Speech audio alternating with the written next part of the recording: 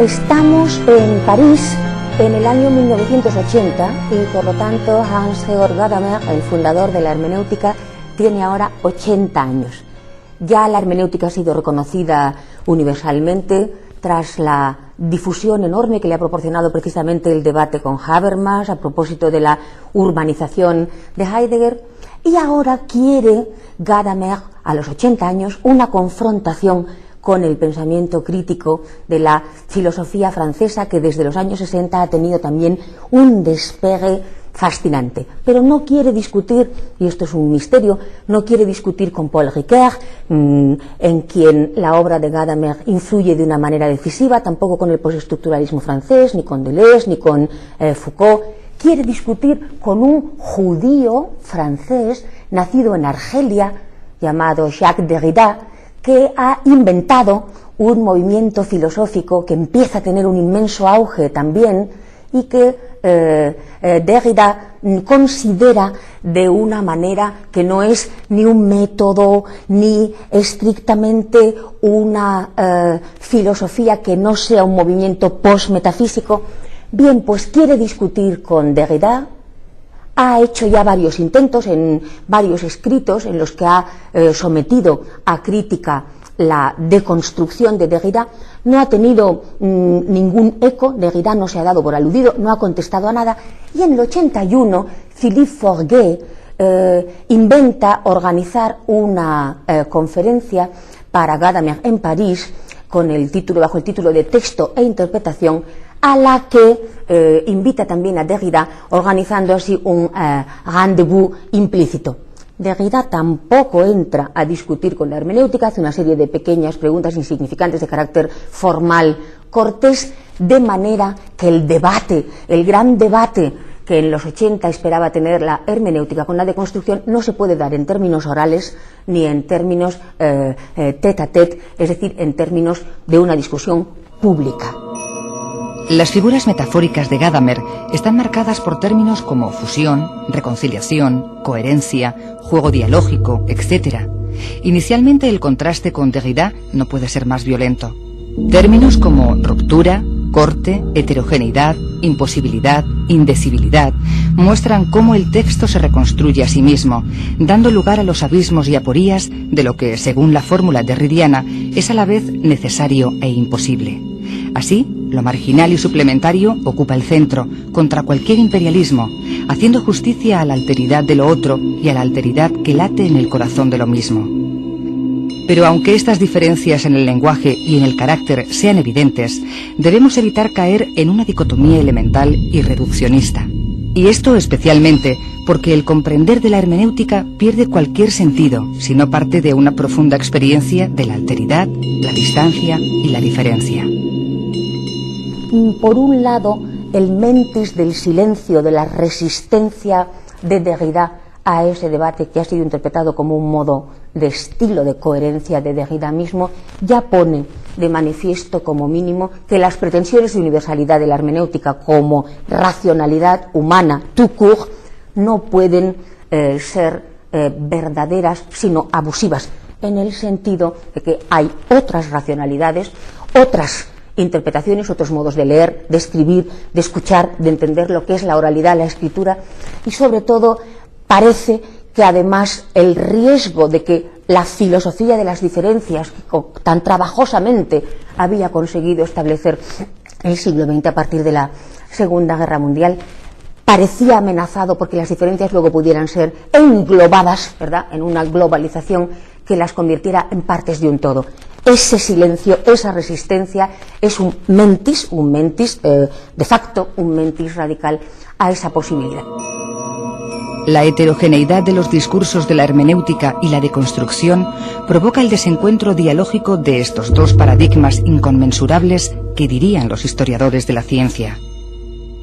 La hermenéutica es una apuesta por la comunicación, es una apuesta por la comunicación universal, es la filosofía típica en que cabe desarrollar ese ámbito de la koiné, de lo común.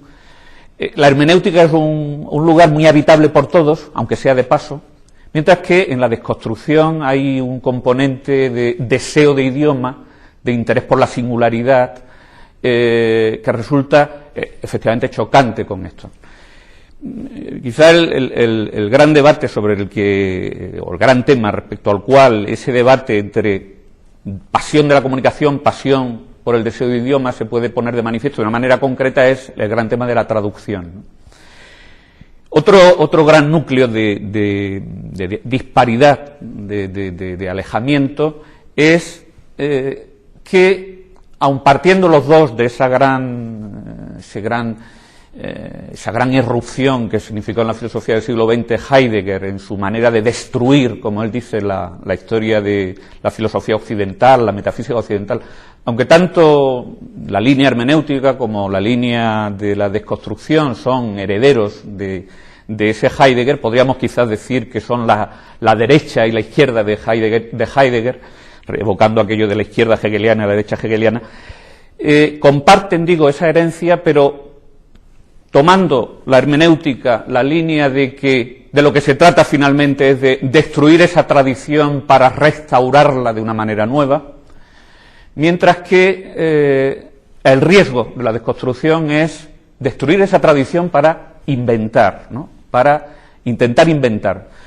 Una invención que puede pasar por la manera de leer los textos, ¿no? Que puede implicar introducir una especie de graffiti, ¿no? En la línea de los textos clásicos, ¿no? Por eso, para una cierta mentalidad académica, Derrida he visto siempre con una enorme alergia, y más bien tendríamos que inquietarnos aquellos que desde hace bastante tiempo nos interesamos en Derrida, el hecho de que Derrida últimamente, en los últimos 10 años, está entrando con demasiada paz, digamos, en los espacios académicos.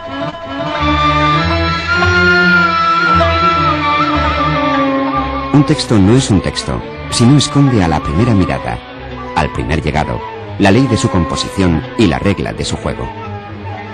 La ley y la regla no se cobijan en la inaccesibilidad de un secreto. Sencillamente, no se entregan jamás, en el presente, a nada que se pueda rigurosamente denominar una percepción. Por hermenéutica, he designado el desciframiento de un sentido o de una verdad resguardados en un texto. La he opuesto a la actividad transformadora de la interpretación. Nunca he tenido lo que se dice un proyecto fundamental. Y de construcciones, que prefiero en plural, no ha nombrado sin duda nunca un proyecto, un método o un sistema. Esas deconstrucciones violentas están en proceso. Ello ocurre. No espera a que finalice el análisis filosófico teórico de todo lo que acabo de evocar con una palabra. Este es necesario, pero infinito, y la lectura que esas fisuras hacen posible no sobrevuela jamás el acontecimiento. Tan solo interviene en él, está inscrita en él. El gran desencuentro de Gadamer y Derrida, sin duda, se plasma de una forma muy fehaciente en lo que es la concepción de uno y de otro del lenguaje, del texto, de la lectura, en último término. Recordemos la célebre frase de Gadamer de el ser que puede ser comprendido es lenguaje. En esa correlación ser-lenguaje se condensa de alguna manera todo lo que Derrida denuncia como estructura dominante de la historia, de la metafísica, de una historia evidentemente no homogénea, pero de la historia de la metafísica, y que él denomina el logofonocentrismo. El logofonocentrismo que pone de manifiesto el ser como presencia, que implica esa correlación precisamente inmediata del ser y del logos, como discurso, como razón, la primacía de la palabra hablada, por eso la afinidad de la foné con el sentido, y la consiguiente marginación de la escritura. En cambio, en Derrida, el lenguaje será un lenguaje como proceso articulado, como juego libre de diferencias, liberado, por lo tanto, de toda la relación privilegiada, de todo tipo de relación privilegiada con el logos, con el sentido, con la voz, con el querer decir. Hay una ruptura también de la oposición habla-escritura en Derrida y una rehabilitación de la escritura como vía de liberación frente al logos, entendiendo, por lo tanto, la escritura en un sentido no usual, sino en el sentido de archiescritura o también de différence, como posibilidad o como condición de posibilidad de la articulación de los signos en general. Y todo esto, evidentemente, tiene mucha repercusión en cómo conciben el texto Gadamer y Derrida. Los mayores reproches que formula Derrida a Gadamer se refieren a la primacía de la palabra hablada sobre la escrita, a la función subordinada y secundaria de la escritura.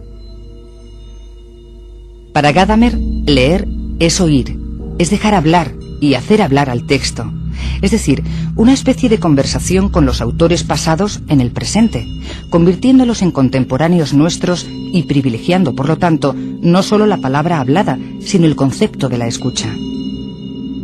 Pertenecemos ya siempre a una tradición, esto es, a un elenco de contenidos significativos que nuestros antepasados nos han transmitido y que es obligación nuestra, quizá, como hombres y mujeres de cultura, transmitir a los demás. Porque dice Gadamer, a la esencia de la tradición pertenece el seguir transmitiendo lo transmitido. Las cosas, por lo tanto, entendidas como obras de arte, a las cuales pertenece, obviamente él piensa sobre todo en la obra de arte teatral y también musical, que se representa, se ejecuta. Las cosas y las obras de arte, las cosas entendidas como obras de arte, son algo a lo que necesariamente pertenece el ser representadas una y otra vez, siempre la misma, pero siempre cada vez diferente.